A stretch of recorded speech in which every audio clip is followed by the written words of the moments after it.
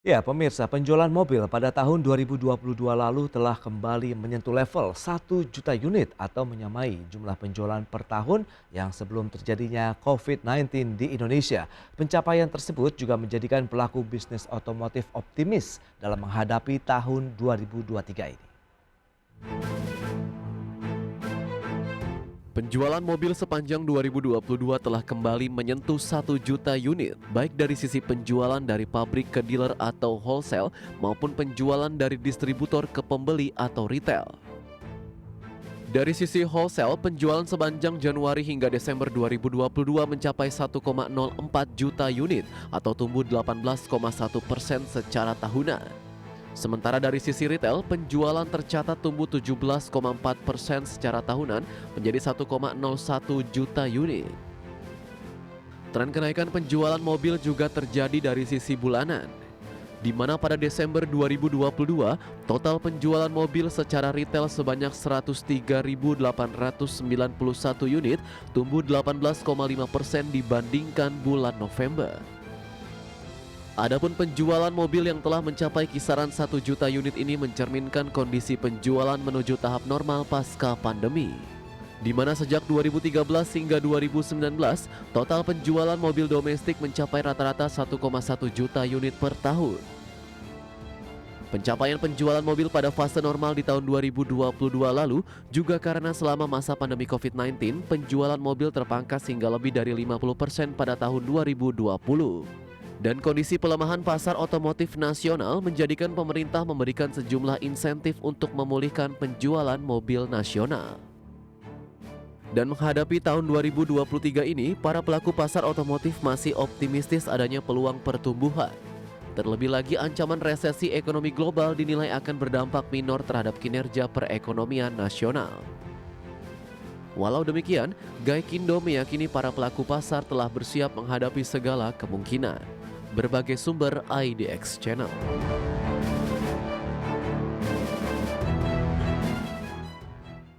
Ya, pemirsa, untuk membahas tema menarik kita hari ini, kinerja penjualan mobil di tahun 2022 sudah melampaui target. Kita sudah tersambung melalui Zoom bersama dengan Bapak Yongki Sugiarto. Beliau adalah Ketua 1 Gabungan Industri Kendaraan Bermotor Indonesia Gaikindo.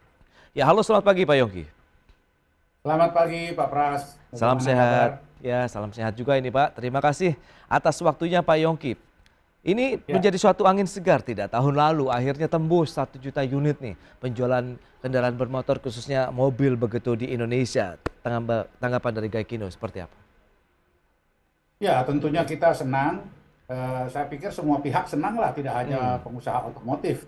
Ya kan, dealer-dealer juga senang. ya. Pemerintah pun juga ikut senang, ya kan. Hmm, Sampai hari ini belum ada yang nelpon marah-marah ke Gaikindo tuh, ya kan. oke. Karena penjualan naik ini kan berarti pemulihan pasar. Yang pertama. Yang kedua adalah juga dari segi income atau pendapatan, baik itu bagi produsen maupun bagi dealer maupun juga bagi pemerintah, itu ada peningkatan.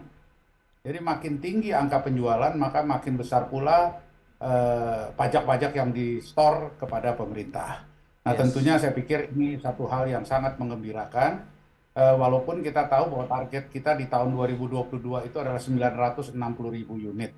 Nah, kita Betul. bisa mencapai 1.048.000 unit, berarti tembus angka 1 juta dan kurang lebih ada 80.000 di atas proyeksi. Nah, Oke. tentunya kita senang dan ini juga ada kenaikan 18,1% dibanding tahun 2021. Nah, Menarik jadi ya. itulah yang paling penting yang buat kita semua tahu bahwa Ya. kita di langkah atau di track yang benar dalam menuju kepada yang lebih baik lagi daripada Hmm. tahun 2020. Oke, apakah juga ini didorong begitu ada trigger dengan PPNBTB yang diberikan oleh pemerintah selama masa pandemi, Pak Yongki? Ya, jelas. Waktu itu kan di tahun 2021 kami memikirkan bersama-sama bahwa bagaimana caranya untuk meningkatkan angka-angka penjualan ini. Yes. Dan salah satunya adalah usulan kami kepada pemerintah pada saat itu adalah bagaimana kalau pemerintah memberikan subsidi atau BMDTP, dalam hal ini adalah PPNBM waktu itu, Oke. DTP, ditanggung oleh pemerintah, dan pemerintah menyetujui. Nah juga kita tetapi memberikan satu usulan-usulan bahwa yang kita utamakan untuk diberikan adalah produk-produk yang dibuat di dalam negeri. Karena yang penting buat kami adalah agar produsen atau pabrik-pabrik ini jalan kembali. Yang tadinya kena pandemi, PPKM, dan lain-lain, showroom-showroom tidak boleh buka, ya kan, bengkel ditutup, dan seterusnya, pabrik apalagi. Nah, dengan begitu pemerintah menyetujui dan memberikan, ya kan, secara bertahap, ya Ya. kan, DTP itu, ya kan. Nah, bisa dilihat langsung bahwa angka penjualannya langsung meningkat. Nah, kita khususkan adalah kendaraan-kendaraan yang diproduksi di dalam negeri dan memakai komponen dalam negeri yang tinggi. Sehingga pabrik-pabrik komponen pun ikut jalan, ikut bergerak lagi. Iya, Sehingga iya. ya alhamdulillah tidak terjadi gejolak PHK karyawan di industri otomotif. Nah, itu yang kami rasakan dan itu yang kalau kami boleh bangga kita katakan bahwa itu tepat sasaran. Dan Oke. kami mendapat support sangat tinggi atau sangat besar dari Kementerian Perindustrian yang mau menerima dan katakanlah membahas dengan kami usulan kami tersebut, dan juga Kementerian Keuangan tentunya dalam hal ini berperan sangat besar yang dapat menyetujui Oke. PPNBM DTP tersebut. Nah, yang menarik setelah dilakukan normalisasi dari sistem perpajakan kita tahu juga pemerintah kan juga akhirnya mengakhiri ya dari insentif PPN DTP, PPNBM DTP ini begitu Pak Yongki. Tapi minat beli masyarakat ini juga apakah bisa dikatakan normal sampai dengan akhir tahun sehingga tadi tembus dari proyeksi penjualan kendaraan bermotor di Indonesia dari Gaikindo sendiri? Ya, jadi di satu sisi pemerintah waktu itu kan juga menghentikan subsidi PPNBM tersebut secara bertahap ya, Iya. dihentikan. Nah, kita juga menyadari bahwa di lain sisi pertumbuhan ekonomi Indonesia kan juga bagus, di atas 5% bahkan, iya kan? Nah, ini juga ini seimbang jadinya. Yang Oke. di satu sisi harga mobil itu perlahan-lahan naik, Oke. iya kan? Di lain sisi minat atau daya beli masyarakat juga tumbuh dengan tadi pertumbuhan ekonomi kita yang di atas 5% tersebut. Ya kan, jadi ini sejalan gitu. Dan itu bisa dirasakan dan bisa dilihat dari angka-angka penjualan yang ada di catatan kami kan. Oke. Bahwa memang gitu, dan kita juga menyadari tentunya bahwa pemerintah kan membutuhkan pendapatan. Masa Hmm. kita mau minta terus disubsidi? Ya Oke. kan, nanti bagaimana? Iya. Baik. Kita harus bayar pajak, harus bayar PPNBM, Hmm. bayar PPN, dan lain-lain kan. Jadi kita juga menyadari hal tersebut. Jadi Oke. kami juga bersama-sama pemerintah waktu itu kan. Betul, tapi di tahun lalu kan memang karena adanya pandemi, kemudian PPKM akhirnya dicabut begitu kebijakannya oleh pemerintah. Berarti aktivitas akan normal lah dari aktivitas ekonomi maupun pergerakan masyarakat Indonesia begitu. Tapi Anda melihat masih adakah insentif ini diperlukan untuk mendukung lagi industri kendaraan bermotor di Indonesia? Mengingat tahun 2023 ini kan banyak yang menyebutkan tahun yang justru tantangannya lebih besar ini, Pak Yongki. Betul sekali, kita memang tahu dan paham bahwa apa yang terjadi di global ya, Hmm. di dunia ini kan resesi, banyak negara-negara dan lain-lain. Tetapi ya kita juga harus yakin dan percaya pemerintah mengatakan bahwa Indonesia mudah-mudahan tidak terkena resesi tersebut dan bisa lolos dari hal tersebut. Nah, ini menjadi satu pegangan juga buat kami semua di sini, ya Oke. kan? Nah, kita sekarang melihat dan konsentrasi kepada bagaimana meningkatkan angka-angka penjualan sepanjang pertumbuhan ekonomi Indonesia ini terus baik, ya di angka 5% dan kalau bisa di atas itu tentunya, dan juga hal-hal lain tentunya seperti kurs mata uang dan lain-lain, suku bunga yang memang sekarang ini agak merangkak naik, ya kan? Yes. Ini memang harus dijaga keseimbangannya terus supaya angka penjualan kita juga bisa terus meningkat atau bertahan lah paling tidak sama seperti tahun 2022. Sehingga tahun 2023 ini kita berharap atau proyeksi kita masih di angka 960.000, ya kan, Oke. karena yang lalu 975.000. Kalau yang lalu 960, realisasinya 1.048.000. Untuk tahun 2023 proyeksi kita adalah 975.000. Dan Oke. kemungkinan kita harapkan tentunya bisa di angka 1 juta lagi. Iya, iya, iya. Baik, dengan kondisi yang ada begitu ya Pak Yongki, kemudian yang perlu menjadi perhatian karena suku bunga acuan ini agak sensitif begitu kalau kita bicara mengenai industri pembiayaan dan otomotif tentunya. Kita akan bahas nanti dampaknya di segmen berikutnya, kita akan jeda dulu sebentar Pak Yongki. Ya pemirsa, tetaplah bersama kami akan segera kembali sesaat lagi. Baik pemirsa, terima kasih Anda masih bergabung bersama kami dan kita akan lanjutkan kembali perbincangan bersama dengan Bapak Yongki Sugiarto, Ketua 1 Gaikindo. Baik, Pak Yongki, kalau kita cermati dengan kondisi yang ada tantangan 2023 itu bagaimana dengan kita tahu agresivitas yang sudah dilakukan Bank Sentral khususnya Bank Indonesia begitu ya menyikapi memang kondisi global suku bunga acuan yang banyak terjadi naik begitu tentunya di negara-negara maju membuat akhirnya pun kita juga melakukan penyesuaian begitu ataupun Anda melihat ini juga masih akan menjadi tantangan bagi industri otomotif di tahun 2023 atau bagaimana? Jelas bahwa suku bunga acuan hari ini ada di angka 5,5%. Ya, Ini merupakan satu tantangan yang besar sekali karena seperti diketahui 60% penjualan kendaraan bermotor di Indonesia itu dibiayai atau oke. secara kredit atau secara leasing. Nah, jika bunga acuan itu naik terus, maka dampaknya tentunya kepada tidak harga mobil, tapi cicilannya. Hmm, Cicilannya juga akan yang beli kredit atau leasing itu akan menjadi lebih tinggi. Nah, ini yang akan bisa mengerem angka penjualan. Nah, ini yang kita khawatir tentunya. Yang mudah-mudahan hal ini tidak terlalu lama dan juga perbankan jangan cepat-cepat lalu menaikkan suku bunganya dan lain-lain untuk khususnya kredit kendaraan bermotor. Ya kan karena ini akan terus terang aja menjadi hambatan dan ya kendala besar bagi penjualan otomotif di Indonesia. Itu baik. harapan kita tentu. Oke, tapi kalau kita lihat dengan kenaikan yang terjadi di tahun 2022 lalu begitu di level 5,5% ini, apakah juga akhirnya di situ sebenarnya masyarakat sudah melakukan penyesuaian begitu, khususnya konsumen otomotif di Indonesia, Pak Yongki? Ya, memang dari ini kan kita sangat tergantung kepada tadi perusahaan-perusahaan pembiayaan, perusahaan Hmm, leasing, iya, bank dan lain-lain. Nah, kalau mereka itu tiba-tiba menaikkan begitu tinggi, ya tentunya ini akan berdampak. Tetapi saya rasa pihak perbankan atau perusahaan pembiayaan lainnya hmm, tentu akan berpikir secara cermat, ya kan? Karena saya tidak tahu, kan mereka kan cost of fund atau modalnya mereka itu di angka berapa iya, dan dijualnya lagi dengan angka berapa. Kan oke. itu perbankan kan atau leasing kan itu ya ambil uang untuk diberikan kepada konsumen kan begitu. Jadi Hmm, inilah yang saya katakan bahwa kalau ini bisa dijaga terus supaya angka penjualan kita jangan anjlok ya ini yang kita harapkan tentunya. oke. Karena memang faktor suku bunga ini cukup berperan di dalam penjualan kendaraan bermotor di Indonesia. Baik, dari sisi jenis kendaraan, ini yang akan mendominasi lagi di tahun 2023 itu yang mana, Pak Yongki kira-kira? Ya, jadi kita sudah tahu Hmm, bahwa di Indonesia ini daya beli masyarakat kita itu ada di kendaraan bermotor yang atau kisaran harganya 300 juta ke bawah. oke. Jadi ini tolong ini dicatat betul-betul. Iya, iya. Karena income per kapita kita saat ini $4.300 per kepala per head.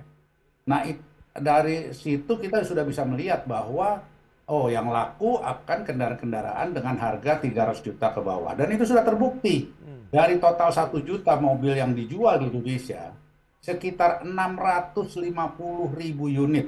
Jadi 65% itu adalah mobil-mobil dengan harga 300 juta ke bawah.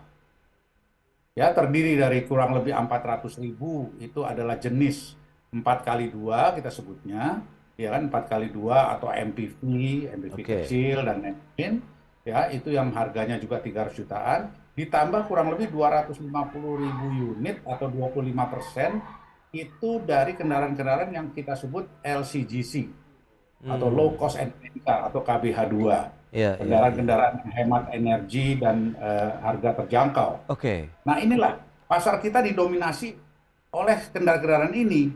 Nah, Hmm, tinggal pilihannya adalah mau beli yang model MPV atau mau beli yang SUV atau disebutnya sedan kecil atau city car atau apapun namanya. Itu tergantung selera hmm, dan kebutuhan tentu.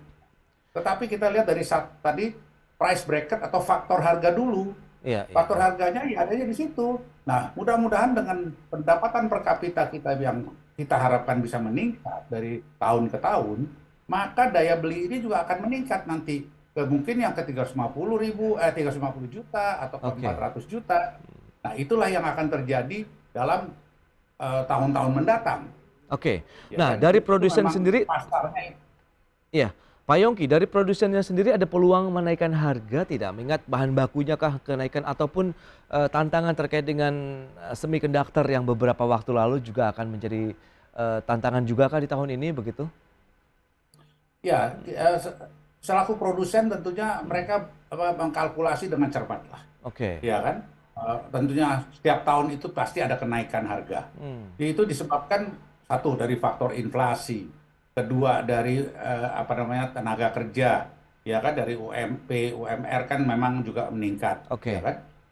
Tambah lagi bahan baku, ya kan yang juga harganya meningkat. Tetapi para produsen ini kan tidak serta-merta main naikin harga saja, dia mesti tengok kiri kanan kan, tengok kiri kanan Yes. kalau pesaingnya dia belum naik harga, dia naik Hmm. sendirian nanti mobilnya nggak laku, Oke. nggak dibeli orang. Hmm. Ya kan, jadi dia ini memang ya persaingan yang ketat juga di Indonesia ini di antara merek, di antara Hmm. model dan lain sebagainya. Jadi saya yakin para produsen ini juga sangat berhati-hati dalam Ya. menentukan harga, kenaikan harga, atau mereka mengatakan, oh kita tahan dulu deh, berapa bulan ke depan kita masih bisa, Hmm.